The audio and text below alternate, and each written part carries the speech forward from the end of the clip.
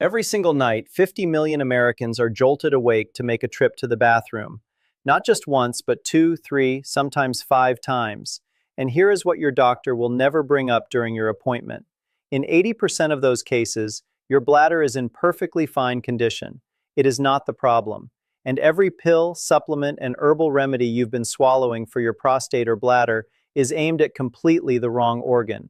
Hit subscribe to Dr. Eric Sinat right now and tap that like button. It takes less than 5 seconds. We're working toward 1,000 subscribers, and this channel is built on one single principle. The system earns money when you stay unwell, not when you recover. What I'm about to share with you today, no one sitting in a clinic waiting room will ever say out loud. 3 in the morning, your home is completely silent. You finally sank into that heavy, dreamless sleep, the kind you've been craving all day, and then it hits. A faint signal at the edge of your consciousness. You try shifting onto your other side. You try clearing your mind, but the pressure keeps building. You peel back the covers, swing your legs over the edge of the bed onto the cold floor, and drag yourself toward the bathroom half asleep. You squint against the light. You do what you came to do. You trudge back to bed, and sleep is already gone. Your mind kicks into gear. Work, bills, the kids. You stare at the ceiling for an hour. You finally drift off again, and then it happens a second time. By the time morning arrives, you're completely destroyed, heavy-headed, sluggish, and you spend the entire day pumping coffee into yourself just to stay upright. I see that exact look in the eyes of hundreds of patients who walk through my door, and almost all of them say the same thing. Doc, what can we do?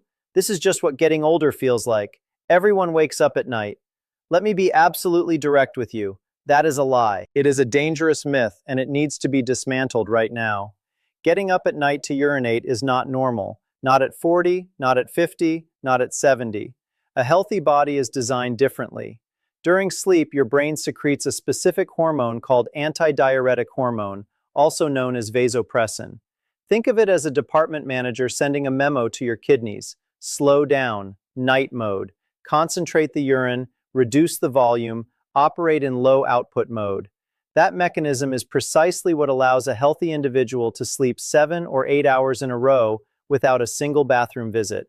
When that mechanism breaks down, it is not a minor nuisance. In medicine, the condition is known as nocturia, which simply refers to repeatedly urinating during nighttime hours. And it is an actual diagnosis. Waking up once a night is a warning signal. Waking up twice or more is an alarm going off, because every single time you're pulled out of sleep, your pulse spikes, your blood pressure jumps, and you break out of the deep sleep phase. The phase during which your brain flushes out metabolic waste, neurons repair themselves, and your heart genuinely recuperates. Years of losing that phase leads directly to hypertension, depression, and accelerated cognitive decline. Published clinical research shows that nocturia strains the cardiovascular system faster than cigarette smoking. That is not an exaggeration. That is data from peer-reviewed medical literature. Now, here is the most important thing I need you to understand. When patients come to me with this complaint, most have already made up their mind about the cause. Men say, "Doctor, it's my prostate, I'm certain of it." Women say, "It's menopause, prolapse, a chronic bladder infection." They've been drinking diuretic herbal teas, finishing courses of antibiotics, and purchasing heavily advertised supplements for urological wellness. They've been cutting back on fluids so aggressively that their mouths dry out by dinner time. They stop drinking anything after 6 in the evening. They go to bed parched and still wake up at 3 a.m. Why? Because they are attacking the symptom, not the root cause. Let me illustrate this with a simple analogy. Imagine your home's smoke alarm goes off in the middle of the night. What does most people do? They wrap tape over the sensor so it stops making noise. The correct response is to find where the fire actually is. That is precisely how most people are managing their nighttime bathroom trips. Your bladder is the smoke detector. It is simply signaling that something is going wrong somewhere else in the body. In 80% of cases, the bladder itself is perfectly healthy. It is doing exactly what it's designed to do, draining what gets sent into it. The issue is not the container. The issue is what is filling it during the night and why. And the answer to that question may genuinely catch you off guard. The real culprits are your legs and your heart. But before we get into the mechanism, I need to say something as a physician with 15 years of clinical experience. There are symptoms that should take you straight to a doctor, not to a YouTube video. Commit these to memory. First, blood in your urine without any pain. Pay close attention to that combination. If there is pain alongside the blood, it is most likely a kidney stone or an acute bladder infection. Extremely unpleasant, but not immediately life-threatening. However, if you notice dark red or brownish urine, blood clots in the bowl, and nothing hurts, that is one of the most serious early indicators of bladder cancer. In men and women over 50, that finding is a direct indication for cystoscopy, a procedure in which a physician examines the inside of the bladder using a small camera. Do not delay. Second, bone pain combined with sudden, unexplained weight loss. If your nighttime trips are accompanied by aching in the pelvis or lower back, and you've dropped 10 to 20 pounds over 2 months without any change in diet, that pattern warrants urgent investigation. If none of those apply to you, take a breath. You are going to be all right. But the quality of that life is worth protecting. And to protect it, we need to understand precisely what is malfunctioning inside your system. In urology, nighttime urinary problems fall into 3 fundamentally distinct categories. The treatment for each is entirely different, and what helps one type can actively worsen another. Type 1 is global polyuria. This means your body is producing too much urine overall. You are going frequently throughout both the day and night, and each time the volume is significant. If you gathered everything produced in 24 hours, you'd measure 3 to 4 liters. There are typically 2 explanations. First, you are simply consuming enormous quantities of fluid throughout the day, carrying a large water bottle everywhere, and believing that more is always better. The math is straightforward. Whatever goes in must come out. The second cause is diabetes, either type 2 diabetes, where glucose pulls water along with it, or central diabetes insipidus, a hormonal disruption originating in the brain. Urine in this category tends to be pale, nearly odorless, and the frequency during the day mirrors the frequency at night. This type requires an endocrinologist and blood sugar testing. Type 2 is nocturnal polyuria, the most insidious category, and the one found in 60 to 70% of people over 50. The picture looks like this. During the day, everything feels completely normal. You work, run errands, visit the bathroom every 4 or 5 hours. Nothing burns, nothing hurts. But the moment you lie down, the nightmare begins. 3 or 4 trips per night, each time a full bladder, large volume. In the morning, you genuinely cannot make sense of it. You had half a glass of kefir before bed. Where did 1.5 liters of fluid come from? This is classic nocturnal polyuria. Your kidneys have flipped their filtration schedule to nighttime hours. They operate at half capacity during the day and at 200% capacity at night. We will get into why in a moment. The critical point is this. If this is your type, the bladder has absolutely nothing to do with it. Treating the bladder is a complete waste of time. Type 3 is a reservoir problem. Here it is the opposite situation. Urges are frequent, sudden, and intense. You feel like you won't make it in time. You rush to the bathroom, sit down, and almost nothing comes out. A few drops. 40 minutes later, the exact same urgency strikes again. And again, almost nothing. The issue here is the bladder itself. It has lost its ability to expand to a normal capacity, or its nerve signals have become overly sensitive. The trigger fires at 50 milliliters of urine, even though the normal threshold before urgency should be 200 to 300 milliliters. This occurs with benign prostate enlargement in men, overactive bladder in women, chronic bladder infection, or bladder and ureteral stones. To lock this in clearly, frequent and large volume both day and night is global polyuria. Fine during the day but flooding at night is nocturnal polyuria. Urgent and frequent with tiny output is a reservoir problem. Identified your type? Hold on to it. Now I want to tell you about one of my patients. I'll call him Anatoly. 54 years old, a solid, self-sufficient man, not a complainer. He only comes to see a doctor when he's truly desperate. And he was desperate. He walked in carrying a thick folder of paperwork. A bladder ultrasound, a PSA blood test, PSA being a marker for prostate cancer, a stack of prescriptions. He told me immediately, "Doc, it's my prostate," or, God forbid, "cancer. Do something, I'm losing my mind." He walked me through the timeline. First, 1 trip a night, which he ignored, then 2, then 3. Over the last 6 months, 4 or 5 times per night. Imagine that kind of torture. You finally fall into sleep and you're ripped out of it again and again, all night long. Anatoly had done exactly what the internet and advertisers instruct you to do. Since he was running to the bathroom constantly, his prostate must be the culprit. He went to the pharmacy, bought the heavily marketed supplements, the suppositories, the herbal blends. Then he reasoned, if I'm producing so much urine, I should be drinking less. He put himself on a strict fluid restriction after noon, and still, at 2 in the morning, he got up and emptied half a liter. At 4 in the morning, another half liter. Where was it coming from? He hadn't drunk a thing. When he sat across from me with eyes raw from sleep deprivation, I reviewed his lab results. His PSA, the prostate cancer marker, was completely normal. He had mild first-degree benign prostate enlargement, but that degree of enlargement doesn't produce this kind of clinical picture. His bladder was clean, no stones. From a purely urological standpoint, he was nearly healthy. And yet this man was not sleeping and was suffering enormously. So I stopped asking about how he was urinating. I started asking about how he was living. Any shortness of breath? A little, he said. When I climb to the 3rd floor, I have to stop and catch my breath. But I smoked for 20 years and only quit last year. Did his ring feel tight by the end of the day? Did the elastic of his socks leave an indentation on his leg? Yes, he said. When I take my socks off, there's an actual groove in the skin. But doesn't everyone have that? And right then the picture came into focus. I told him something that stopped him cold. Anatoly, throw out the prostate supplements. You don't need a urologist. I'm referring you to a cardiologist and a sleep specialist. He stared at me as though I had completely lost the plot. What does my heart have to do with it? I'm running to the bathroom, not clutching my chest. But he listened. And here is what the specialist found. The cardiologist identified early-stage heart failure, hidden without any dramatic symptoms. During the day, Anatoly's heart was operating at its ceiling.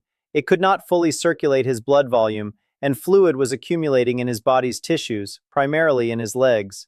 The sleep specialist, a physician who diagnoses sleep disorders, found obstructive sleep apnea, brief, repeated pauses in breathing during sleep. The person snores, stops, then jolts awake with a gasp. Sleep apnea on its own disrupts antidiuretic hormone production and forces the kidneys into heightened activity during nighttime hours. When Anatoly was taking prostate supplements, he was trying to patch a dripping faucet while a pipe had burst in the basement. Let me now walk you through exactly what was happening inside his body, because it is happening to the majority of you watching this right now. Picture a plastic bottle half filled with water. When it stands upright, the water collects at the bottom. When you lay it on its side, the water distributes evenly throughout. Your body operates the same way. 16 hours a day you are vertical, standing, sitting. Gravity pulls everything downward. Blood, lymphatic fluid, the fluid between your cells, all of it migrates toward your feet and ankles. When we are young, our blood vessels behave like strong, elastic tubes. The valves inside our veins hold blood firmly and prevent it from pooling below. The muscles in our legs, when we walk, contract rhythmically and act as a natural pump, pushing blood upward against gravity. But with age or with sedentary habits, this mechanism weakens. Veins expand, valves begin to leak, and the muscle pump shuts down because we're sitting at a desk or on a couch. Fluid seeps out through the vessel walls into the surrounding soft tissue. In the loose connective tissue of the legs, up to 1.5 liters of water can quietly accumulate. 1.5 liters. That's 3 large mugs of tea, and you may not even notice it. The sock left a slight groove in your skin. So what? Your kidneys don't see that water. It's been routed out of the bloodstream. The kidneys filter only what is actively circulating in the blood. Now comes the evening. Anatoly gets home from work, has a large dinner, usually something salty, a pickle, cured meat, a spoonful of mayonnaise, and settles in front of the television. From 7 to 11 p.m., 4 hours, his legs hang downward. Gravity continues working. Fluid continues pooling in the tissues of his calves. His heart ticks along slowly, low pulse, because he's sitting still. Then he switches off the television and lies down. And here is where it becomes critical. His legs rise to the same level as his kidneys and his heart. Gravity no longer pins the fluid down in his legs. All that accumulated fluid, the water that gathered over 12 hours in the sponge of his tissues, begins rapidly flowing back into the bloodstream. It gets reabsorbed into the veins and surges in a powerful wave toward the center of the body. The volume of circulating blood rises sharply. Imagine someone injecting an extra liter of fluid directly into your circulatory system within a single hour. That is not a metaphor. That is precisely what happens to your body every night when hidden edema is present in your legs. And at this moment, the conductor of this nighttime performance steps forward, your heart. Specifically, a small but extraordinarily powerful hormone with a complex name, atrial natriuretic peptide, also referred to as ANP. Listen carefully because this is the central mechanism behind this entire conversation. When the fluid returning from the legs reaches the heart, the right atrium begins to fill and stretch beyond its standard volume. The heart recognizes that the system is under pressure overload, so it releases ANP into the bloodstream, a chemical signal to the kidneys. The message is short: dump the excess fluid immediately or I will fail. This hormone blocks aldosterone, the hormone responsible for retaining water in the body. Your kidneys shift into emergency filtration mode. They accelerate their output, expelling water and sodium to protect the heart from overload. The outcome is entirely predictable. Within an hour of lying down, your bladder is full. You get up, use the bathroom, come back to bed. But the fluid from your legs has not finished mobilizing. The process continues. 2 hours later, full bladder again, and the cycle repeats until sunrise. That is why Anatoly, who hadn't touched a drop of water since 6 in the evening, was sprinting to the bathroom all night long. He was, quite literally, drinking through his legs. His legs had stored 1.5 liters of fluid throughout the day, and at night, all of it funneled straight through his kidneys. No prostate supplement, no herbal blend could stop that, because those interventions were targeting the completely wrong organ entirely. Treating your bladder with pills when the root cause is in your heart and in the force of gravity is exactly the same as taping over a smoke alarm sensor. Your body is working to protect you, and you are trying to shut it up. Now, how do you check whether this is actually happening to you? No MRI required, no complex lab work. All you need are your own hands and a few minutes of focused attention. Test 1. Locating hidden fluid. Sit comfortably and expose your lower leg, the section between your knee and your ankle. Find your shin bone, the firm ridge running along the front of your lower leg that has no muscle covering it. Place the pad of your thumb firmly against that bone, roughly 4 to 6 inches above your ankle. Press down with real pressure and hold for 10 to 15 seconds. Remove your thumb and run another finger across the same spot. What do you feel? If the skin springs back smooth and flat immediately, no significant edema is present. But if your thumb left a pit, a visible dent that takes several seconds to refill, you have just located a hidden fluid reservoir. Even if your leg doesn't appear swollen from the outside, that pit is proof that your tissues are saturated with water. And at night, all of that water will make its way through your kidneys. Test 2. A simplified urine diary. Take 1 day off from your routine and measure. Grab any container with volume markings. A measuring cup works perfectly. Record your urine output separately for daytime and nighttime hours, including the very first urination immediately after waking in the morning. Add up the totals. If your nighttime output exceeds 33%, meaning more than 1/3 of your total daily volume, that is the official definition of nocturnal polyuria. A straightforward example: over 24 hours you produce 1,500 milliliters. If 500 milliliters or more of that came at night, this is your situation. Your kidneys have reversed their schedule because of edema or a hormonal disruption, not because of your bladder, not because of your prostate, because fluid is being redistributed incorrectly through your body. If both tests come back positive, the pit in your shin stays and you're producing large quantities of pale, dilute urine through the night, we can relax. Your bladder is most likely in completely fine condition. You do not need surgery, costly procedures, or lifelong medication. You need to address your circulation and restructure your daily routine, and that is exactly what comes next.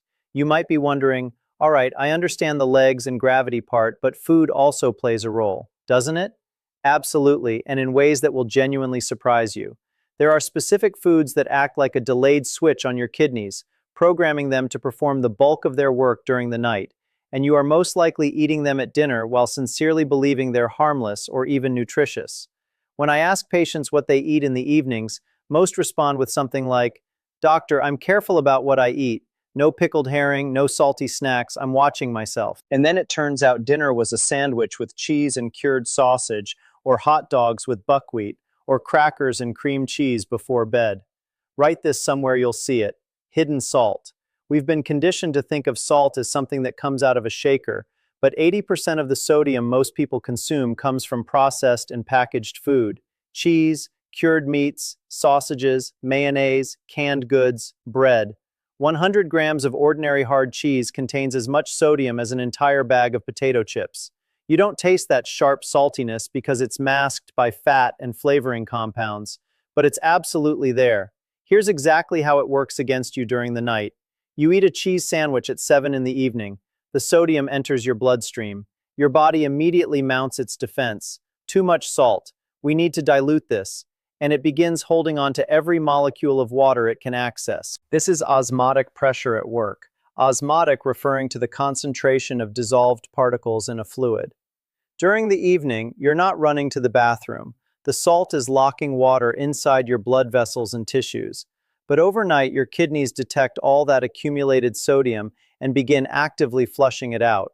And sodium acts like a magnet. It pulls water right along with it. To eliminate just 1 gram of excess sodium, the kidneys must run a considerable volume of fluid through themselves. The result is that you wake up in the middle of the night not because you drank too much fluid, you are eliminating the consequences of last night's cheese. The second enemy is evening sugar. I had tea with a few cookies, a small apple before bed. What's the harm? They're natural. It's vitamins. Let me explain the biochemistry. Simple carbohydrates consumed in the evening trigger a rapid spike in blood glucose. Your pancreas fires off a burst of insulin. Insulin, beyond its primary role in blood sugar regulation, signals the kidneys to retain sodium and water. First comes retention, then 2 to 3 hours later, right around the time you've drifted off to sleep, blood sugar drops sharply. What follows is a rebound, and your kidneys switch into active fluid excretion mode. Beyond this, if you carry even a degree of insulin resistance, a condition where your body's cells no longer respond efficiently to insulin, and this affects a substantial portion of people over 40 while usually producing no obvious symptoms, elevated blood sugar acts as an osmotic diuretic. Sugar itself pulls water out of your cells and pushes it into the urine. You get the biological equivalent of a water pill simply by eating a cluster of grapes or a slice of watermelon before bed. The third false friend is alcohol. Many men tell me during appointments, "Doc, I have a small glass of brandy or a beer before going to sleep. It helps me sleep more deeply. I don't even hear the urge to go." This is one of the most widespread forms of self-deception I encounter in practice, and here is why. Alcohol does help you fall asleep faster. It acts as a sedative and slows down the central nervous system. But it is simultaneously one of the most powerful inhibitors of antidiuretic hormone, the vasopressin we discussed at the very beginning. Remember the factory manager's memo to the kidneys, telling them to slow down and operate in economy mode? Alcohol cancels that instruction completely. Under its influence, the brain simply doesn't send the signal. Your kidneys operate at full filtration speed with no restriction whatsoever. Yes, the sedative effect of alcohol may allow you to sleep through the first urge. Your bladder fills up and you don't wake, but it keeps filling until the second urge becomes overwhelming and impossible to ignore. And your sleep quality throughout the entire night is severely compromised, with no deep, restorative, slow-wave sleep at all. You wake up completely wrecked, with a bursting bladder. The end result is worse than if you hadn't had a drink at all. Now let's discuss what actually helps. The foods that genuinely protect and settle the bladder. First on my list, raw pumpkin seeds. And I want to be precise about this. Not roasted, not salted, not coated in sugar. Raw, green pumpkin seeds. This is one of the most genuinely underrated urological tools available in everyday nutrition. And I say that not as someone reading from an advertisement, but as a clinician who observes the outcomes in real patients. Pumpkin seeds contain zinc and magnesium in highly bioavailable form, meaning in the form your body absorbs most efficiently. Magnesium relaxes smooth muscle, including the detrusor, the technical name for the muscular wall of the bladder, allowing it to expand to a greater volume before triggering the urge to void. The seeds also contain phytosterols, plant-derived compounds that reinforce the pelvic floor. In men, they support prostate tissue health. In women, they assist with pelvic organ support. A handful, approximately 30 grams of raw pumpkin seeds per day.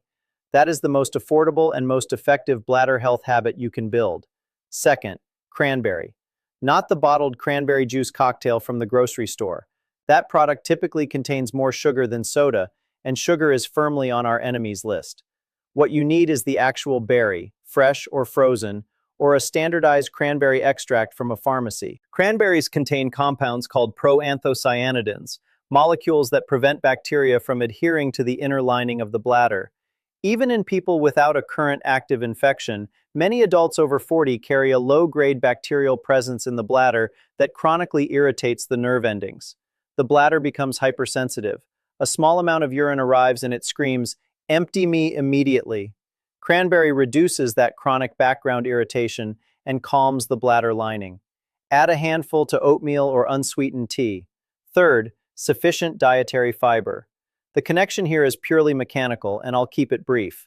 Chronic constipation means a chronically bloated, gas-filled colon pressing directly against your bladder. They share the same pelvic space, and that space is limited. An overloaded colon behaves like an aggressive neighbor. It pushes and compresses your bladder constantly. The bladder, squeezed from the outside, registers fullness even when it's barely a quarter full. Vegetables, cabbage, leafy greens, zucchini, bran, these regulate bowel function. An empty colon at bedtime gives your bladder the room it needs to expand properly while you sleep. It can fill to a reasonable volume before needing attention, and it won't wake you ahead of schedule. Practical nutrition summary. Eliminate hidden salt from your evening meals. Remove cheese, cured meats, and condiments from dinner. Cut out evening sugar. No fruit, baked goods, or sweetened beverages after 6 p.m. Set down the nightcap beer or spirits. Add a handful of raw pumpkin seeds during the day and a small portion of unsweetened cranberry. Anatoly did only that. He swapped his dinner of sausage and cheese for a vegetable and chicken salad and eliminated his evening tea with cookies. From that one change alone, he cut one nighttime bathroom trip out of 5. Progress, but not the finish line. Why? Because food lays the foundation. It reshapes the biochemistry. But if your venous valves are failing and your vessels have lost their elasticity, nutrition alone cannot override the physics of fluid movement. We need more powerful tools. And this brings us to the most practical portion of today's discussion. I want to show you what I personally do every single evening, the same routine that became the true turning point for Anatoly. A simple 3-part daily protocol covering morning, daytime, and evening, 5 minutes total per day. I call it the Golden Protocol. Part 1, morning, starting the pump. It begins not in the evening, but the moment you open your eyes. When you get out of bed, don't head straight for the coffee maker. Stop for 30 seconds. After a night of rest, your lymphatic fluid has thickened and pooled. We need to get it moving from the very first moment of the day, so that by evening your legs are primed and ready, not predisposed to collecting fluid. Perform what is known as McCullen's vibrational exercise. Stand upright, feet shoulder-width apart. Rise up onto your toes, just 1 to 2 centimeters, and then let your heels drop back down to the floor with a light, firm impact. You should feel a mild vibration traveling up from your calves through your thighs and into your abdomen. Repeat this 30 times at roughly 1 drop per second. That is 30 seconds of your morning. What's happening physiologically? Inside your veins are small valves, folds of tissue that prevent blood from flowing backward and pooling downward. With age and inactivity, these valves can grow sluggish and start to fail. The rhythmic vibration of this movement literally jolts them back into action, encouraging blood to travel upward against gravity. That is the most effective prevention for evening leg swelling, and it starts at 7 in the morning. If standing is difficult for you due to painful knees or back problems, there is a floor version. Without getting out of bed, raise both arms and legs straight up and shake them with small, rapid movements, like a beetle flipped onto its back. Yes, it looks ridiculous, but it activates lymphatic drainage within 60 seconds, and the clinical results are entirely real. Part 2, daytime. The waterfall method. One firm rule. Picture a graph showing when you consume fluids throughout the day. For most people, it resembles a hill with its peak in the evening. They come home from work and pour 3 cups of tea back to back. We need to shift that peak far to the left. 70% of your total daily fluid intake should happen before 4 in the afternoon. A glass of water immediately after waking. A water bottle at your desk during working hours. Tea and soup at lunch. After 4, we reduce the flow, not eliminate it entirely. Thirst is dangerous. It thickens the blood and raises clotting risk. But after 4, only small sips as needed to relieve dryness. And one practical sodium control step. Remove the salt shaker from your table entirely. Season food only in the pot during cooking. That single act reduces daily sodium consumption by 20 to 30% without changing what you eat. Part 3. Evening. The critical move. Here is the piece worth staying for this entire video. Approximately 1 to 1.5 hours before bed, while you're watching a series, reading a book, or simply resting, perform the exercise I call the lazy elevation. Lie down on your sofa or on the floor.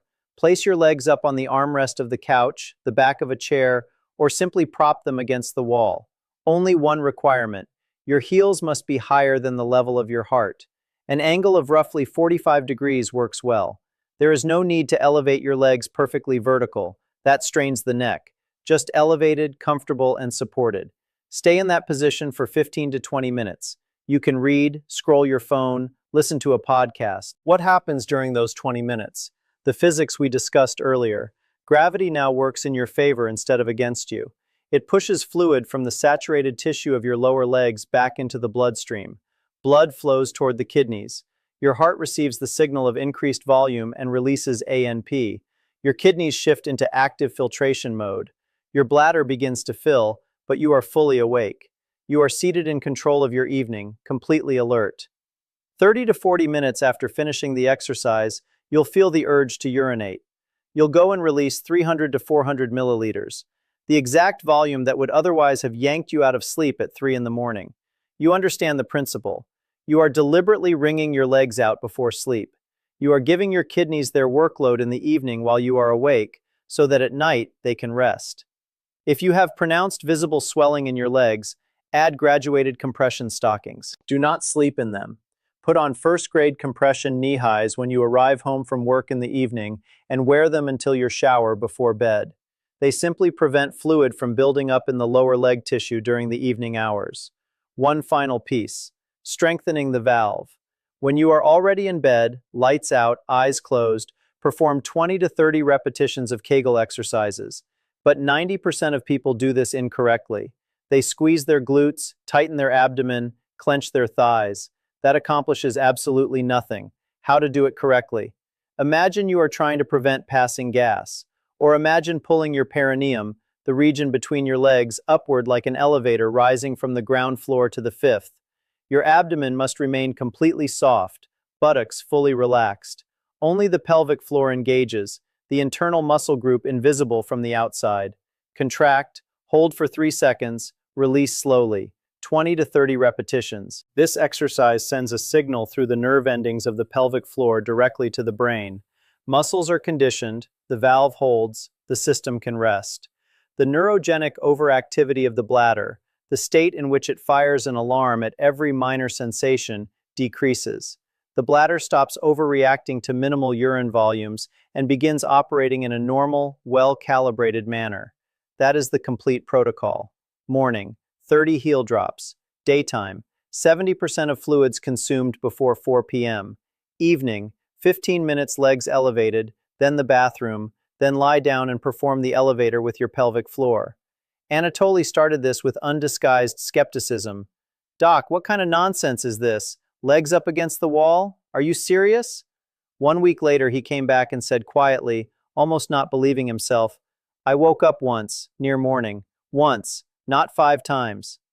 After 1 more month of consistent practice, he was sleeping through the night entirely. His kidneys stopped running a nighttime shift because he was giving them their workload in the evening at a time that suited him. His cardiologist noted at the next follow-up that the swelling in his legs had improved substantially. His heart was operating with noticeably less strain. This approach works reliably because it is built on physiology, not wishful thinking. It is built on physics, biochemistry, and neuroscience. It requires exactly one thing: consistency. This is not a pill you swallow and forget about. You do this every day. But that is precisely what gives it genuine, lasting power. Now, your age matters here more than you might think. The fluid redistribution mechanism I've described becomes progressively more pronounced as the venous system ages. Venous valve function declines, vascular wall elasticity diminishes, and cardiac reserve narrows. Research consistently demonstrates that in individuals over 50, nocturnal polyuria driven by peripheral fluid redistribution occurs roughly 3 times more often than in those under 40. How old are you? Drop it in the comments. I want to see which age group makes up the majority of our viewers because it will directly shape the content I produce for future episodes. So let me leave you with something concrete, a 5-step plan you can begin tonight. Step 1. Perform the thumb test on your shin bone right now. Press firmly and observe whether a pit remains. Step 2. On your next day off, measure your full urine output and calculate what fraction occurred during the night. Step 3. Remove the salt shaker from your table tonight. Replace your dinner of processed meat and cheese with something free of hidden sodium. Step 4. 1 hour before bed, lie down and prop your legs up against the back of your couch or against the wall for 15 minutes. Step 5. Before going to sleep, complete 20 to 30 correct Kegel repetitions. Only the pelvic floor moves. Everything else remains fully relaxed. And if the pit in your shin persists after the test, if you notice shortness of breath climbing a flight of stairs, if your socks leave grooves in your skin by evening, do not go to a urologist first. Go directly to a cardiologist and a vascular specialist. That is the path that matters. Your body is not broken. Your bladder is not your enemy. It is a signal light. And now you understand how to turn it off by addressing the cause instead of smashing the bulb. I'm Eric Sinat, and I've spent 15 years watching what unfolds when people treat the alarm instead of the fire. Most of the time, the damage was entirely preventable. The protocol I just described requires no prescription, no procedure, and no financial investment beyond a pair of compression stockings. It requires only an accurate understanding of how your body actually functions and the discipline to apply that knowledge. Your doctor is not going to walk you through any of this at your next appointment. There is no revenue in it, and there is no time in a 12-minute office visit to explain fluid mechanics and pelvic floor neurology. That is precisely what this channel exists for. Subscribe to Dr. Eric Sinat, tap the like button, and help us reach 1,000 subscribers. Every person who subscribes makes it more likely that the next person who needs this information will actually be able to find it. The healthcare system profits from managing your symptoms indefinitely. I profit from you no longer needing me. Subscribe if that difference means something to you. 2 straight.